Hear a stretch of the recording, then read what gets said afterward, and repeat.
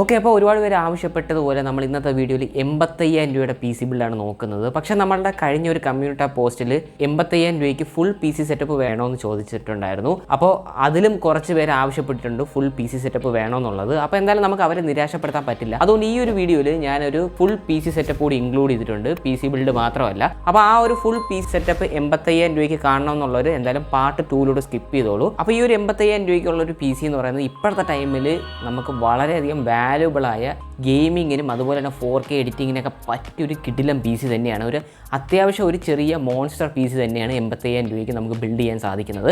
കാര്യം ഗ്രാഫിക്സ് കാർഡിൻ്റെ പ്രൈസ് ഇപ്പോൾ കുറഞ്ഞ് വന്നിട്ടുണ്ട്, നല്ല രീതിക്ക് ഗ്രാഫിക്സ് കാർഡിൻ്റെ പ്രൈസ് കുറയുന്നുണ്ട്. അപ്പോൾ എന്തായാലും നമ്മൾ വീഡിയോയിലോട്ട് പോകുന്നതിന് മുമ്പായിട്ട് ഈ ഒരു വീഡിയോ നിങ്ങൾക്ക് ഇഷ്ടപ്പെടാണെന്നുണ്ടെങ്കിൽ തീർച്ചയായിട്ടും ലൈക്ക് അടിക്കാൻ മറക്കരുത്. അപ്പോൾ എന്തായാലും നമുക്ക് ഈ ഒരു കുട്ടി മോൺസ്റ്റർ പി സിക്ക് വേണ്ട പാർട്സ് എന്തൊക്കെയാണെന്ന് നോക്കാം. അപ്പോൾ ഈ ഒരു പി സിക്ക് നമ്മൾ യൂസ് ചെയ്യാൻ പോകുന്ന പ്രൊസസ്സർ എന്ന് പറയുന്നത് ഇപ്പോഴത്തെ ടൈമിൽ ഏറ്റവും ബെസ്റ്റ് വാല്യുബിൾ ആയിട്ടുള്ള മിഡ് റേഞ്ച് പ്രൊസസ്സറാണ്.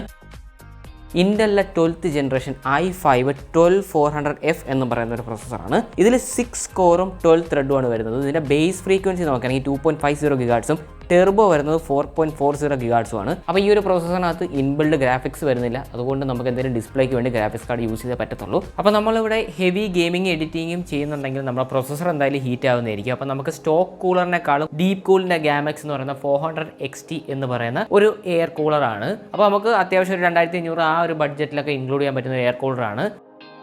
സോ അടുത്ത നമ്മളോട് യൂസ് ചെയ്യാൻ പോകുന്ന മദർ ബോർഡ് എന്ന് പറയുന്നത് ഗിഗാബൈറ്റിൻ്റെ B660 ഗെയിമിംഗ് HD AC എന്ന് പറയുന്ന ഒരു മദർ ബോർഡാണ്. അപ്പോൾ ഇതിനകത്ത് 2 RAM സ്ലോട്ടേ വരുന്നുള്ളൂ, പിന്നെ 2 M.2 NVMe സ്ലോട്ട് ഇതിനകത്ത് വരുന്നുണ്ട്. അതുപോലെ തന്നെ ഗിഗാബൈറ്റിലെ മദർ ബോർഡിലൊക്കെ സാധാരണ കിട്ടുന്നതല്ല, നമുക്ക് RGB ഫ്യൂഷൻ സപ്പോർട്ട് കൂടി കിട്ടുന്നുണ്ട്.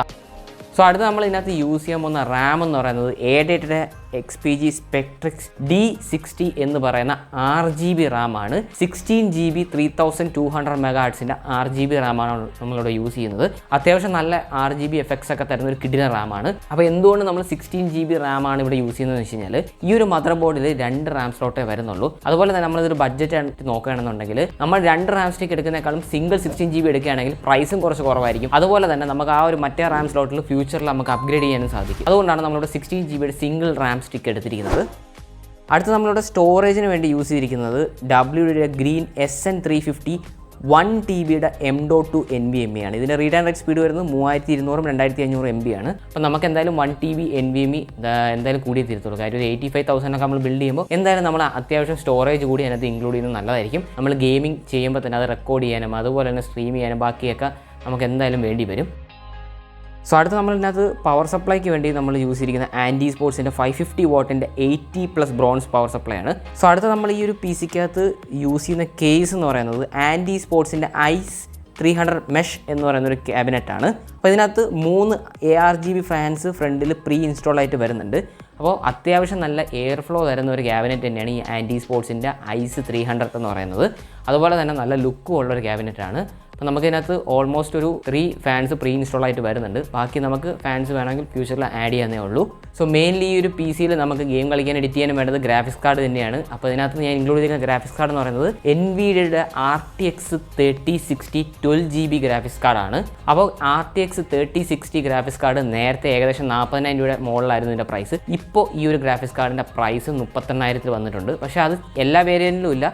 RTXൻ്റെ കളർഫുൾ ബാറ്റിൽ എക്സ് എന്ന് പറയുന്ന വേരിയൻറ്റ് മാത്രമാണ് ഇപ്പോൾ പ്രൈസ് കുറഞ്ഞിട്ടുള്ളത്. ഗാലക്സിൻ്റെയും RTX 3060 വേരിയൻറ്റ് പ്രൈസ് കുറഞ്ഞ് വന്നിട്ടുണ്ട്, ഏകദേശം 39,000 ആണ്. കളർഫുൾ ബാറ്റിൽ എക്സ് എടുക്കുകയാണെന്നുണ്ടെങ്കിൽ എനിക്ക് തോന്നുന്നു ചിലപ്പോൾ ഒരു 37 അല്ലെങ്കിൽ 38 നിങ്ങൾക്ക് മാർക്കറ്റിൽ കിട്ടുന്നതായിരിക്കും. കസ്റ്റം PC ഷോപ്പിലൊക്കെ നിങ്ങൾക്ക് കിട്ടുന്നതായിരിക്കും ആ ഒരു പ്രൈസ് റേഞ്ചിൽ. അപ്പോൾ ഈ ഒരു പി സിക്കകത്ത് നിങ്ങൾക്ക് വേണമെങ്കിൽ അത്യാവശ്യം 3D റെൻഡറിങ് അതുപോലെ തന്നെ മാക്സിമം ഗെയിമിംഗ് ഒക്കെ കളിച്ച് സ്ട്രീം ചെയ്യാനും പറ്റിയൊരു കിടിലൻ പി സി തന്നെയാണ്. നിങ്ങൾക്ക് 1440pയിലൊക്കെ നല്ല രീതിക്ക് അത്യാവശ്യം FPS കിട്ടുന്ന ഒരു പി സി തന്നെയാണ്. 4Kയിൽ നിങ്ങൾക്ക് കളിക്കാം, പക്ഷേ 1440pയിൽ നിങ്ങൾക്ക് എബോവ് 60 FPS മിക്ക ഗെയിംസിലും കിട്ടുന്നതായിരിക്കും. സോ അടുത്ത് നമ്മൾ നോക്കുന്നത് ഒരു ഫുൾ പി സി സെറ്റപ്പാണ് 85,000. അപ്പോൾ ഈ ഒരു പി സിക്ക് നമ്മൾ യൂസ് ചെയ്യുന്ന പ്രൊസസ്സർ എന്ന് പറയുന്നത് i5 12th ജനറേഷൻ ആണ്. ഇന്റലിൻ്റെ 12400F എന്ന് പറയുന്ന ഒരു പ്രൊസസ്സറാണ്. ഇതിനകത്ത് 6 കോറും 12 ത്രെഡുമാണ് വരുന്നത്. അപ്പോൾ ഇതിൻ്റെ ബേസ് ഫ്രീക്വൻസി നോക്കുകയാണെങ്കിൽ 2.50 GHz, ടെർബോ വരുന്നത് 4.40 GHz ആണ്. അടുത്ത നമ്മൾ ഇതിനകത്ത് യൂസ് ചെയ്യുന്ന മദർ ബോർഡ് എന്ന് പറയുന്നത് ഗിഗാബൈറ്റിൻ്റെ B560 ഗെയിമിംഗ് HD AC എന്ന് പറയുന്ന മദർ ബോർഡാണ്. ഇതിനകത്ത് 2 RAM സ്ലോട്ടും അതുപോലെ തന്നെ 2 M.2 NVMe സ്ലോട്ടും വരുന്നുണ്ട്.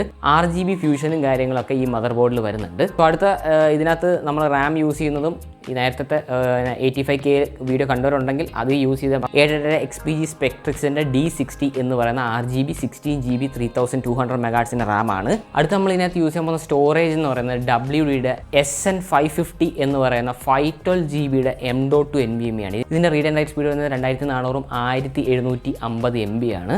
അപ്പോൾ നമ്മൾ 85Kയിൽ ബിൽഡ് ചെയ്യുമ്പോൾ ഫുൾ PC സെറ്റപ്പ് ബിൽഡ് ചെയ്യുമ്പോൾ നമ്മൾ എന്തെങ്കിലും സ്റ്റോറേജ് അല്ലെങ്കിൽ വേറെ എന്തെങ്കിലും കാര്യത്തിലൊക്കെ സാക്രിഫൈസ് ചെയ്യേണ്ടി വരും. അതുകൊണ്ടാണ് അവിടെ 512GB സ്റ്റോറേജ് എടുത്തേക്കുന്നത്. അടുത്തതിനകത്ത് കേസ് എന്ന് പറയുന്നത് ആൻടെക്കിൻ്റെ NX292 എന്ന് പറയുന്ന ഒരു RGB ക്യാബിനറ്റാണ് അവിടെ ചൂസ് ചെയ്തിരിക്കുന്നത്. അതിനകത്ത് 3 പ്രീ ഇൻസ്റ്റാൾഡ് ഫാൻസ് ഫ്രണ്ടിൽ വരുന്നുണ്ട്. അപ്പോൾ അത്യാവശ്യം നല്ല എയർ ഫ്ലോയ്ക്ക് വേണ്ടി കിട്ടുന്ന ഒരു ക്യാബിനറ്റാണ്. അതുപോലെ തന്നെ അതിനകത്ത് പ്രീ ഇൻസ്റ്റാൾ ആയിട്ട് RGB ഫാൻസ് വരുന്നുണ്ട്. അപ്പോൾ നമ്മൾ അഡീഷണൽ ഇൻസ്റ്റാൾ ചെയ്യേണ്ട കാര്യമില്ല. അഡീഷണൽ നമുക്ക് ഫ്യൂച്ചറിൽ ഇൻസ്റ്റാൾ ചെയ്യാൻ സാധിക്കും. അതായത് നമുക്ക് ഇതിനകത്ത് ടോട്ടൽ 8 ഫാൻസ് നമുക്ക് സപ്പോർട്ട് ചെയ്യുന്നതായിരിക്കും. അപ്പോൾ തൽക്കാലത്തേക്ക് നമുക്ക് പ്രീ ഇൻസ്റ്റാൾ ആയിട്ട് ഫാൻസ് വരുന്നുണ്ടെന്നുള്ളതാണ് ഈ ഒരു പ്രൈസ് റേഞ്ചിൽ തന്നെ. അപ്പോൾ അടുത്ത നമുക്ക് ഈ ഒരു PC ഉപയോഗിക്കുന്ന ഗ്രാഫിക്സ് കാർഡ് എന്ന് പറയുന്നത് NVIDIയുടെ RTX 3050 ആണ്. അപ്പോൾ ഇതൊരു 8GB DDR6 ഗ്രാഫിക്സ് കാർഡാണ്. അപ്പോൾ നമുക്ക് എന്തായാലും ഈ ഒരു 85Kയിൽ ഇപ്പം RTX 3050 ഇൻക്ലൂഡ് ചെയ്യാൻ സാധിക്കും. കാര്യം RTX 3050യുടെ പ്രൈസും കാര്യങ്ങളൊക്കെ നല്ല രീതിയിൽ കുറഞ്ഞിട്ടുണ്ട്. അപ്പോൾ NVIDIയുടെ ഗ്രാഫിക്സ് കാർഡ് വേണ്ടാന്നുള്ളവർക്ക് AMDയുടെ ഗ്രാഫിക്സ് കാർഡ് നോക്കുകയാണെന്നുണ്ടെങ്കിൽ AMDയുടെ RX 6600 എന്ന് പറയുന്ന ഗ്രാഫിക്സ് കാർഡ് നിങ്ങൾക്ക് ചൂസ് ചെയ്യാവുന്നതാണ്. എന്തുകൊണ്ടും ഈ ഒരു ഗ്രാഫിക്സ് കാർഡിനേക്കാളും പെർഫോമൻസ് കൂടുതൽ കിട്ടുന്നതായിരിക്കും. പക്ഷേ അത് ഗെയിമിങ്ങിൽ മാത്രമാണ്. നിങ്ങൾ എഡിറ്റ് ചെയ്യണമെന്നുണ്ടെങ്കിൽ നിങ്ങൾക്ക് RTX 3050 തന്നെയാണ് നല്ലത്. പക്ഷേ നിങ്ങൾ ഗെയിമിംഗ് മാത്രമാണ് ഫോക്കസ് ചെയ്യുന്നുണ്ടെങ്കിൽ നിങ്ങൾക്ക് RX 6600 എന്ന് പറയുന്ന ഗ്രാഫിക്സ് കാർഡ് എടുക്കാവുന്നതാണ്. എന്തുകൊണ്ട് നിങ്ങൾക്ക് RTX 3050യെക്കാളും പെർഫോമൻസ് കിട്ടുന്നതായിരിക്കും RX 6600 ഗ്രാഫിക്സ് കാർഡിൽ. പക്ഷേ എഡിറ്റിംഗ് അത്രത്തോളം സ്മൂത്ത് ആയിരിക്കില്ല. കാര്യം അതിൻ്റെ എൻകോഡറും കാര്യങ്ങളും അങ്ങനെയുള്ള ഫീച്ചേഴ്സും കാര്യങ്ങളൊക്കെ ആ ഒരു ഗ്രാഫിക്സ് കാർഡിന് കുറവാണ്. സോ അടുത്ത നമ്മൾ ഇവിടെ ഈ ഒരു വീഡിയോയിൽ ഞാൻ സജസ്റ്റ് ചെയ്യുന്ന മോണിറ്റർ എന്ന് പറയുന്നത് ഏസറിൻ്റെ ഒരു ഗെയിമിംഗ് മോണിറ്ററാണ്. 1080p full HD IPS panel വരുന്ന മോണിറ്ററാണ്. ഇതിൻ്റെ റീഫ്രഷ് റേറ്റ് എന്ന് പറയുന്നത് 165 Hz ആണ്. 0.5 millisecond ആണ് ഇതിൻ്റെ റെസ്പോൺസ് റേറ്റ് പറഞ്ഞിരിക്കുന്നത്. എന്തായാലും നിങ്ങളൊരു 12,000 രൂപയ്ക്ക് മോണിറ്റർ എടുക്കുന്നതിനേക്കാളും ഒരു 2,000 രൂപ എടുത്തിട്ട് 14,000 ആ ഒരു പ്രൈസ് റേഞ്ചിൽ IPS പാനലായ ഹൈ റീഫ്രഷ് റേറ്റുള്ള മോണിറ്റർ എടുക്കുന്നതാണ് നല്ലത്. IPS പാനൽ അല്ലെങ്കിൽ VA പാനൽ എടുത്താലും മതി കർവ് വരുന്നത്. ഇപ്പോഴത്തെ പ്രൈസിൽ നമുക്ക് കിട്ടാവുന്ന ഒരു മോണിറ്ററാണ് ഞാൻ ഈ ഒരു വീഡിയോയിൽ പറയുന്നത്. സോ അടുത്ത നിങ്ങൾക്ക് ചൂസ് ചെയ്യാൻ പറ്റുന്ന അത്യാവശ്യം ബഡ്ജറ്റ് കിട്ടുന്ന കീബോർഡ് എന്ന് പറയുന്നത് റെഡ് ഗിയറിൻ്റെ ഒരു കീബോർഡ് ആൻഡ് മൗസ് കോംബോ ആണ്. അപ്പോൾ അത്യാവശ്യം RGB എഫക്ട്സും കാര്യങ്ങളൊക്കെ കിട്ടുന്ന ഒരു കീബോർഡ് തന്നെയാണ്. നമുക്ക് ഈ ഒരു മൗസിലും DPI മോഡ് നമുക്ക് 3200 വരെ അഡ്ജസ്റ്റ് ചെയ്യാൻ പറ്റുന്നതാണ്. അപ്പോൾ അത്യാവശ്യം നല്ല പെർഫോമൻസ് ഉള്ളൊരു കീബോർഡ് ആൻഡ് മൗസ് ആണ്. നമുക്ക് RGB എഫക്ട്സും കാര്യങ്ങളൊക്കെ കിട്ടുന്നുണ്ട്. അതുപോലെ തന്നെ അത്യാവശ്യം നല്ലൊരു പ്രീമിയം ലുക്കും കിട്ടുന്ന ഒരു കീബോർഡ് ആൻഡ് മൗസ് തന്നെയാണിത്. അടുത്ത ഹെഡ്ഫോൺ നോക്കുകയാണെങ്കിൽ നിങ്ങൾക്ക് ഇവിടെ കുറച്ച് ഓപ്ഷൻസ് ഇട്ടിട്ടുണ്ട്. നിങ്ങൾക്ക് വേണമെങ്കിൽ ഇതിലേതെങ്കിലും ചൂസ് ചെയ്യാൻ അത്യാവശ്യം നല്ല ബെസ്റ്റ് പെർഫോമൻസ് ഉള്ള ഹെഡ്ഫോൺസ് തന്നെയാണിത്. ഒന്ന് കോസ്മിക് ബൈറ്റിൻ്റെ ബ്ലേസർ എന്ന് പറയുന്നതും അടുത്ത റെഡ് ഗിയറിൻ്റെ ഈ ഒരു ഹെഡ്സെറ്റും. അപ്പോൾ ഈ ഒരു വീഡിയോ നിങ്ങൾക്ക് ഉപകാരപ്പെടുന്നതാണ് തീർച്ചയായിട്ടും ലൈക്ക് അടിക്കുക. അപ്പോൾ അടുത്തൊരു വീഡിയോ കാണുന്നതായിരിക്കും. ബൈ.